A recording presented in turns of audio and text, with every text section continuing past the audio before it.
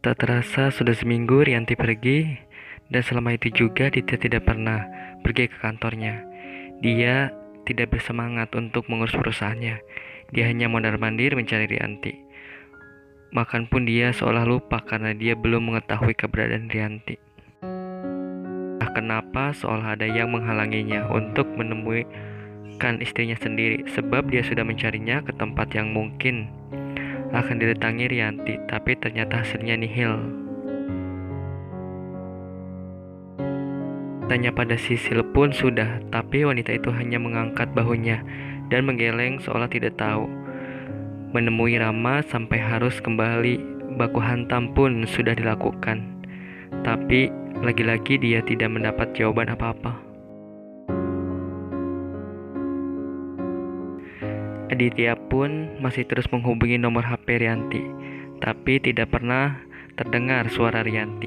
Mungkin sudah ratusan kali dia menelepon, namun hanya suara operator Sule yang menjawab. Ini sudah terlalu lama kamu meranjau Rianti, kenapa masih belum kembali juga? Pulanglah, aku dan rumah kita menunggumu. Aku juga tidak akan pernah menggantimu dengan wanita manapun. Kau akan tetap istriku. Aditya menganggap Rianti hanya sedang meranjau padanya saat ini.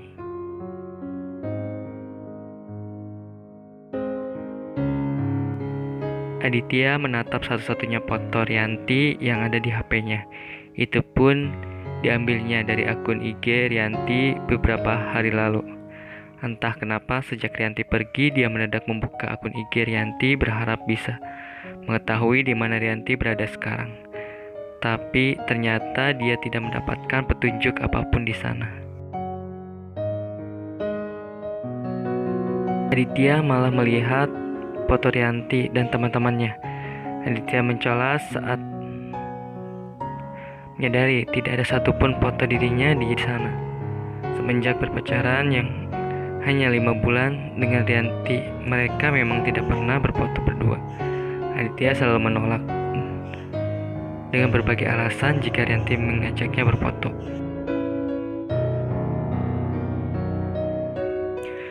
Mereka berfoto berdua hanya saat menikah, dan sekarang dia menyesal tidak pernah menuruti keinginan Rianti yang sebenarnya sangatlah sepele. Maaf, hanya kata itu yang kini sering diucapkannya, berharap Rianti mendengar dimanapun dia kini.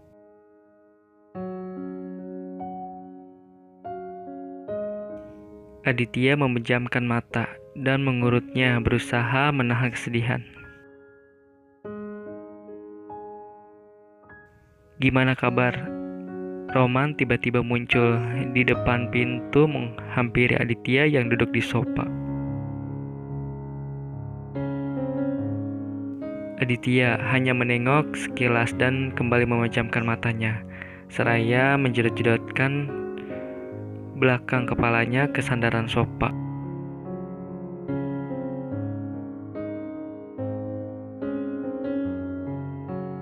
Kok jadi cengeng? Ujar Roman ketika sempat melihat mata Aditya yang memerah. Dia tahu itu bukan mata yang menunjukkan kemarahan, tapi mata yang berbicara tentang kesedihan seorang Aditya. Roman tahu bahwa Rianti meninggalkan Aditya dari Johan, dan dia juga tahu sebenarnya Rianti ada di mana sekarang.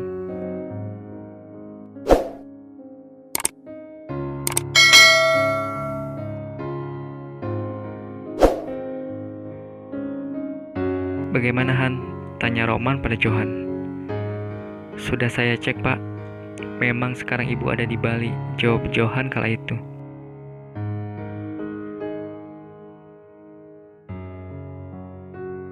Roman mengangguk. Aditya tidak usah diberitahu dulu, biarkan sampai dia benar-benar menyadari semua kesalahannya.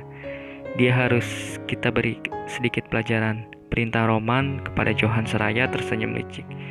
Dia mengajak Johan untuk bersekongkol, memberi efek jera pada Aditya, dan diangguki oleh Johan.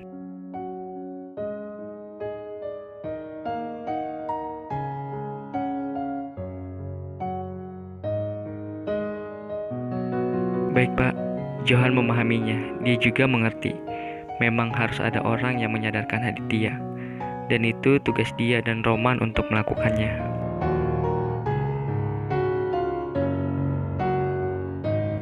Terbukti, saat Aditya menanyakan Rianti, Johan selalu menjawab belum ketemu, walau dia harus mendengar umpatan Aditya padanya. Dia akan tetap menjawab seperti yang sudah diperintahkan Roman.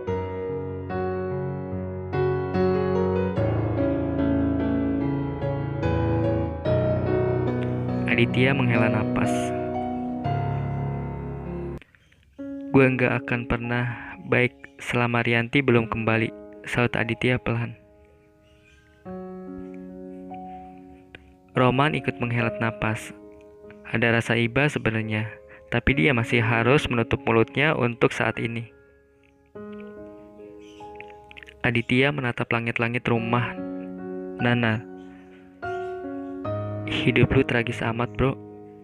Roman mencibir Aditya. Masih enggak ada yang perlu disesali. Roman berseloroh mengingat perkataan Aditya tempo hari.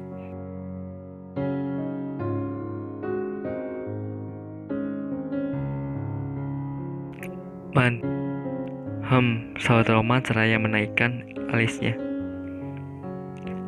Rianti pergi kemana ya? Roman mengangkat bahunya menggerutkan kening. Lu lakinya, masa nanya gua? Roman merengut.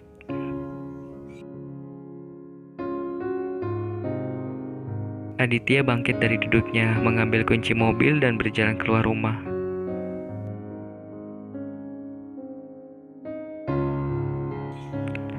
Mau kemana lu? Roman mengikuti Aditya yang masuk ke mobilnya.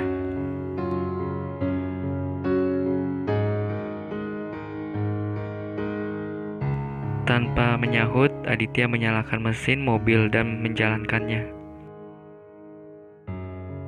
Roman keheranan begitu Aditya menghentikan mobilnya di sebuah klub malam lalu turun. Ngapain kesini?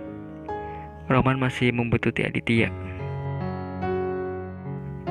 Gue butuh hiburan, sahut Aditya. Hah? Roman menganga dengan jawaban Aditya.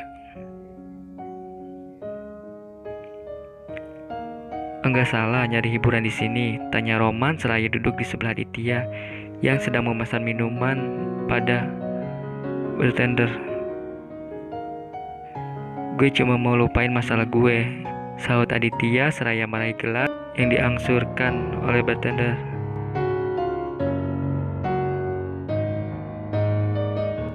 Nih mah namanya bukan lupain masalah, tapi nambah masalah, bentak Roman. Dia tahu habis ini dia pasti yang harus menggotong Aditya pulang. Ah, elah, gue lagi yang susah, sungut Roman seraya mengusap wajahnya dengan kasar.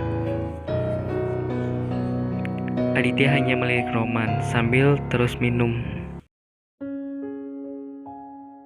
Nah, teler kan nih anak, ujar Roman ketika melihat Aditya yang sudah menyandarkan kepalanya di meja. Dit, lu nggak bosan nyusahin gue? Tanya Roman kesal yang tidak mendapat jawaban dari Aditya. Jangan digangguin, dia udah punya istri, istrinya bisa makan orang, ujar Roman menakut-nakuti seorang wanita yang tiba-tiba memegang punggung Aditya. Aditya mengangkat wajahnya melihat wanita yang tadi menyentuhnya dan menarik tangannya mendekati di samping dirinya.